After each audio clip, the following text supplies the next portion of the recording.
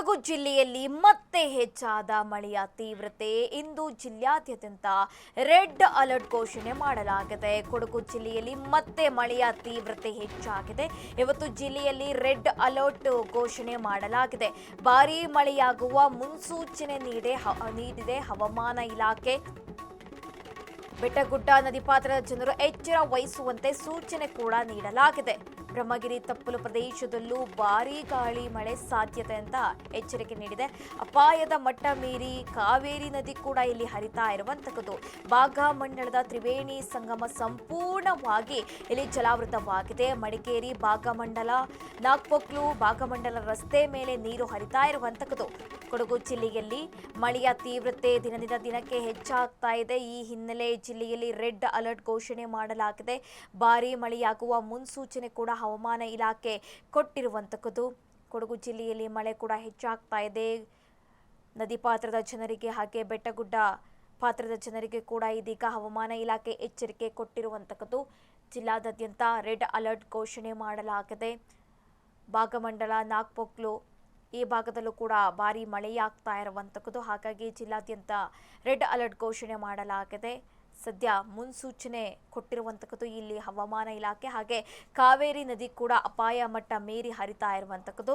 ಸದ್ಯ ಇದೀಗ ಕೊಡಗು ಜಿಲ್ಲೆಗೆ ರೆಡ್ ಅಲರ್ಟ್ ಘೋಷಣೆ ಮಾಡಲಾಗಿದೆ. ಮಳೆಯ ತೀವ್ರತೆ ಕೂಡ ಹೆಚ್ಚಾಗ್ತಾ ಇರುವಂತಹ ಹಿನ್ನೆಲೆ ನದಿ ಪಾತ್ರದ ಜನರಿಗೆ, ಬೆಟ್ಟ ಗುಡ್ಡ ಪ್ರದೇಶದಲ್ಲಿ ವಾಸ ಮಾಡ್ತಾ ಇರುವಂತಹ ಜನರಿಗೂ ಕೂಡ ಇದೀಗ ಸೂಚನೆ ಕೊಡಲಾಗಿದೆ. ಕೊಡಗು ಜಿಲ್ಲೆಯಲ್ಲಿ ಮಳೆಯ ತೀವ್ರತೆ ಹೆಚ್ಚಾಗ್ತಾ ಇದೆ. ರೆಡ್ ಅಲರ್ಟ್ ಘೋಷಣೆ ಮಾಡಲಾಗಿದೆ. ಬೆಟ್ಟ ಗುಡ್ಡ ನದಿ ಪಾತ್ರದ ಜನರು ಎಚ್ಚರ ವಹಿಸುವಂತೆ ಕೂಡ ಸೂಚನೆ ನೀಡಲಾಗಿದೆ. ಹಾಗೆ ಬ್ರಹ್ಮಗಿರಿ ತಪ್ಪಲು ಪ್ರದೇಶದಲ್ಲೂ ಕೂಡ ಭಾರೀ ಮಳೆಗಾಳಿ ಸಾಧ್ಯತೆ ಅಂತ ಹವಾಮಾನ ಇಲಾಖೆ ಎಚ್ಚರಿಕೆ ಕೊಟ್ಟಿದೆ. ಹಾಗೆ ಕಾವೇರಿ ನದಿ ಕೂಡ ಅಪಾಯ ಮಟ್ಟ ಮೀರಿ ಹರಿತಾ ಇರುವಂತದ್ದು. ಹಾಗೆ ಭಾಗಮಂಡಲದ ತ್ರಿವೇಣಿ ಸಂಗಮ ಸಂಪೂರ್ಣವಾಗಿ ಜಲಾವೃತವಾಗಿದೆ. ಮಡಿಕೇರಿ ಭಾಗಮಂಡಲ ನಾಗ್ಪೊಕ್ಲು ಭಾಗಮಂಡಲ ರಸ್ತೆ ಮೇಲೆ ಕೂಡ ನೀರು ಹರಿತಾ ಇರುವಂತದ್ದು.